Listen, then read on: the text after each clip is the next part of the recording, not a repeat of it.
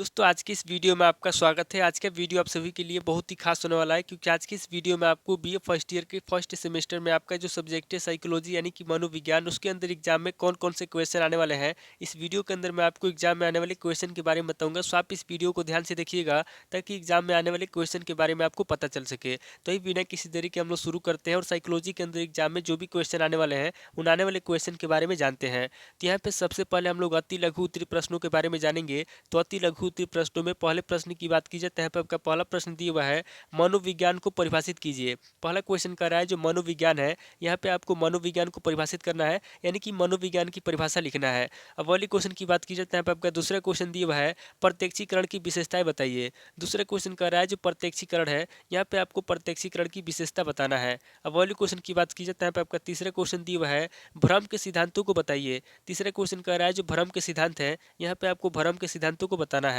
अब वाली क्वेश्चन की बात की जाए तो यहाँ पे आपका चौथा क्वेश्चन दिया हुआ है, सीखने में प्रभाव का नियम क्या है। चौथा क्वेश्चन कर रहा है जो प्रभाव है, यहाँ पे आपको बताना है कि सीखने में प्रभाव का नियम क्या है। अब वाली क्वेश्चन की बात की जाए तो यहाँ पे आपका पांचवा क्वेश्चन दिया हुआ है, अनुबंध को परिभाषित कीजिए। पांचवा क्वेश्चन कर रहा है जो अनुबंध है, यहाँ पे आपको अनुबंध को परिभाषित करना है यानी कि अनुबंध की परिभाषा लिखना है। अब वाली क्वेश्चन की बात की जाए तो यहाँ पे आपका छठा क्वेश्चन दिया हुआ है, विस्मरण के विभिन्न सिद्धांतों के नाम बताइए। छठा क्वेश्चन कर रहा है जो विस्मरण है, यहाँ पे आपको विस्मरण के विभिन्न सिद्धांतों के नाम बताना है। अब वाली क्वेश्चन की बात की जाए तो यहाँ पे आपका सातवां क्वेश्चन दिया हुआ है, युंग के अनुसार मानसिक कार्य के कितने प्रकार हैं। सातवां क्वेश्चन कर रहा है जो मानसिक कार्य है, यहाँ पे आपको बताना है युंग के अनुसार कि मानसिक कार्य के कितने प्रकार हैं। अब वाली क्वेश्चन की बात की जाए तो यहाँ पे आपका आठवां क्वेश्चन दिया हुआ है, पीयूष ग्रंथि को क्या कहा जाता है। आठवां क्वेश्चन कर रहा है जो पीयूष ग्रंथि है, यहाँ पे आपको बताना है कि पीयूष ग्रंथि को क्या कहा जाता है। अब वाली क्वेश्चन की बात की जाए तो यहाँ पे आपका नौवां क्वेश्चन दिया हुआ है, सामाजिक अभिप्रेरकों के कितने प्रकार हैं।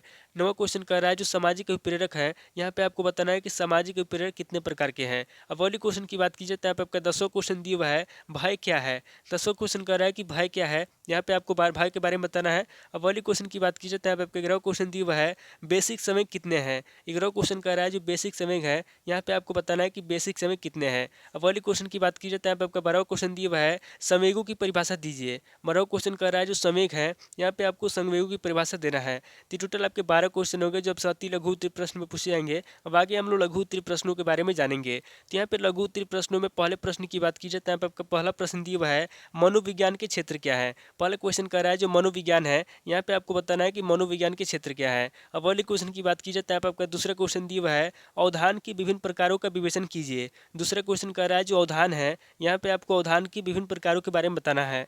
अब वाले क्वेश्चन की बात की जाए तो यहाँ पे आपका तीसरा क्वेश्चन दिया हुआ है, विभ्रम तथा विपर्य में अंतर स्पष्ट कीजिए। तीसरा क्वेश्चन कर रहा है जो विभ्रम तथा विपर्य है, यहाँ पे आपको विभ्रम तथा विपर्य में अंतर स्पष्ट करना है। अब वाली क्वेश्चन की बात की जाए तो यहाँ पे आपका चौथा क्वेश्चन दिया हुआ है, परिपक्वता एवं अधिगम में संबंध स्पष्ट कीजिए। चौथा क्वेश्चन कर रहा है जो परिपक्वता है और जो अधिगम है इसमें क्या संबंध है, यहाँ पे आपको परिपक्वता एवं अधिगम में संबंध स्पष्ट करना है। अब वाली क्वेश्चन की बात की जाए तो यहाँ पे आपका पांचवा क्वेश्चन दिया हुआ है, क्लासिकी अनुबंध की प्रायोगिक समस्या क्या है। पांचवा क्वेश्चन कर रहा है जो क्लासिकी अनुबंध है, यहाँ पे आपको बताना है कि क्लासिकी अनुबंध की प्रायोगिक समस्या क्या है। अब वाली क्वेश्चन की बात की जाए तो यहाँ पे आपका छठा क्वेश्चन दिया हुआ है, पावलोव के प्राचीन अनुबंध के प्रयोग को समझाइए। छठा क्वेश्चन कर रहा है जो पावलोव है, यहाँ पे आपको पावलोव के प्राचीन अनुबंध सिद्धांत के बारे में बताना है।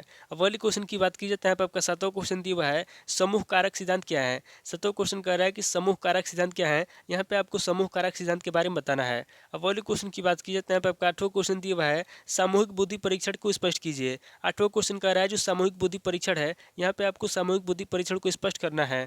अब अगली क्वेश्चन की बात की जाए तो यहाँ पे आपका 9वां क्वेश्चन दिया हुआ है, युंग द्वारा प्रतिपादित व्यक्तित्व के प्रकारों का वर्गीकरण कीजिए। 9वां क्वेश्चन कर रहा है जो युंग है, यहाँ पे आपको युंग द्वारा प्रतिपादित व्यक्तित्व के प्रकारों का वर्गीकरण करना है। अब अगली क्वेश्चन की बात की जाए तो यहाँ पे आपका 10वां क्वेश्चन दिया हुआ है, व्यक्तित्व के निर्धारक के रूप में पर्यावरणीय कारकों को स्पष्ट कीजिए। 10वां क्वेश्चन कर रहा है जो व्यक्तित्व है, यहाँ पे आपको व्यक्तित्व के निर्धारक के रूप में पर्यावरणीय कारकों को स्पष्ट करना है। अब अगली क्वेश्चन की बात की जाए तो यहाँ पे आपका 11वां क्वेश्चन दिया हुआ है, क्रिस्मर के शरीर रचना के आधार पर व्यक्तित्व का वर्णन कीजिए। 11वां क्वेश्चन कर रहा है जो क्रिस्मर है, यहाँ पे आपको क्रिस्मर के शरीर रचना के आधार पर व्यक्तित्व का वर्णन करना है। अब अगली क्वेश्चन की बात की जाए तो यहाँ पे आपका 12वां क्वेश्चन दिया हुआ है, फ्रायड के व्यक्तित्व संरचना में ईदम का वर्णन कीजिए।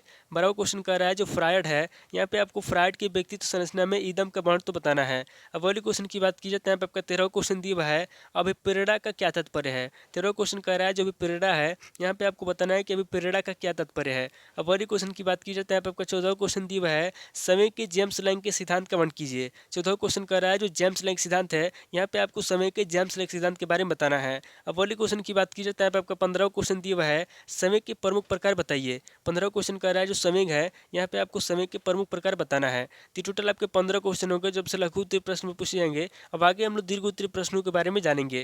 तो यहाँ पे दीर्घ उत्तरीय प्रश्नों में पहले प्रश्न की बात की जाए तो यहाँ पे आपका पहला प्रश्न दिया हुआ है, मनोविज्ञान क्या है? मनोविज्ञान की कुछ महत्वपूर्ण परिभाषा देते हुए स्पष्ट कीजिए। पहला क्वेश्चन कर रहा है कि मनोविज्ञान क्या है? यहाँ पे आपको सबसे पहले मनोविज्ञान के बारे में बताना है। उसके बाद आगे आपको मनोविज्ञान की कुछ महत्वपूर्ण परिभाषा देना है और इसको स्पष्ट करना है।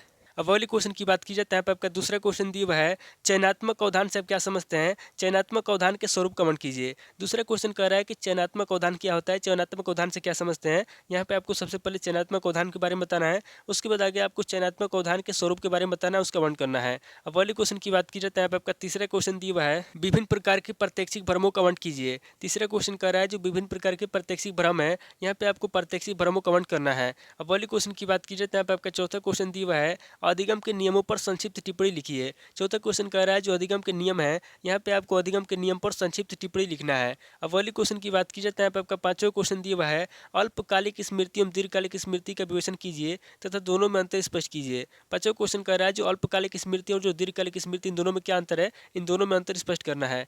वाले क्वेश्चन की बात की जाए तो यहाँ पे आपका छठा क्वेश्चन दिया हुआ है, विस्मरण के विभिन्न सिद्धांतों की व्याख्या कीजिए। छठा क्वेश्चन कह रहा है जो विस्मरण है, यहाँ पे आपको विस्मरण के विभिन्न सिद्धांतों की व्याख्या करना है। अब वाले क्वेश्चन की बात की जाए तो यहाँ पे आपका सातवां क्वेश्चन दिया हुआ है, बुद्धि परीक्षणों के प्रकारों की विवेचना कीजिए। सातवां क्वेश्चन कह रहा है जो बुद्धि परीक्षण है कितने प्रकार के होते हैं, यहाँ पे आपको बुद्धि परीक्षणों के प्रकारों के बारे में बताना है और उसकी विवेचना करना है। अब वाले क्वेश्चन की बात की जाए तो यहाँ पे आपका आठवां क्वेश्चन दिया हुआ है, व्यक्तित्व के स्वरूप एवं उसके निर्धारकों की व्याख्या कीजिए। आठवां क्वेश्चन कह रहा है जो व्यक्तित्व है, यहाँ पे आपको सबसे पहले व्यक्तित्व के स्वरूप बताना है, उसके निर्धारकों के बारे में बताना है और उसकी व्याख्या करना है। अब अगले क्वेश्चन की बात की जाए तो यहाँ पे आपका नवा क्वेश्चन दिया हुआ है, व्यक्तित्व के विकास में आयोजनिक के वर्गीकरण का वर्णन कीजिए। नवा क्वेश्चन कह रहा है जो व्यक्तित्व है, यहाँ पे आपको व्यक्तित्व के विकास में आयोजनिक के वर्गीकरण का वर्णन करना है। अब अगले क्वेश्चन की बात की जाए तो यहाँ पे आपका 10वां क्वेश्चन दिया हुआ है, व्यक्तित्व के शील गुणों का संक्षिप्त वर्णन कीजिए। 10वां क्वेश्चन कह रहा है जो व्यक्तित्व के शील गुण है, यहाँ पे आपको व्यक्तित्व के शील गुणों का संक्षिप्त वर्णन करना है। अब अगले क्वेश्चन की बात की जाए तो यहाँ पे आपका 11वां क्वेश्चन दिया हुआ है, संक्षिप्त टिप्पणी लिखिए। 11वां क्वेश्चन कह रहा है जो प्रेरणा है, यहाँ पे आपको प्रेरणा पर संक्षिप्त टिप्पणी लिखना है। अब अगले क्वेश्चन की बात की जाए तो यहाँ पे आपका 12वां क्वेश्चन दिया हुआ है, समय क्या है, समय की विशेषताएं स्पष्ट कीजिए। 12वां क्वेश्चन कह रहा है कि समय क्या है, यहाँ पे आपको सबसे पहले समय के बारे में बताना है, उसके बाद आगे आपको समय की विशेषता स्पष्ट करना है। अब अगले क्वेश्चन की बात की जाए तो यहाँ पे आपका 13वां क्वेश्चन दिया हुआ है, समय के काइनन बार्ट सिद्धांत का वर्णन कीजिए। 13वां क्वेश्चन कह रहा है जो समय है, यहाँ पे आपको समय के काइनन बार्ट सिद्धांत के बारे में बताना है। टोटल आपके 13 क्वेश्चन हो गए जब से दीर्घ उत्तरीय प्रश्न में पूछे जाएंगे। तो इस वीडियो के अंदर मैंने आपको लघु उत्तरीय प्रश्न, अति लघु उत्तरीय प्रश्न और दीर्घ उत्तरीय प्रश्न, तीनों तरह के प्रश्नों के बारे में बता दिया।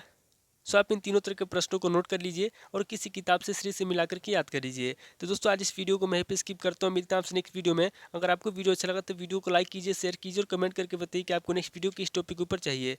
थैंक यू दोस्तों।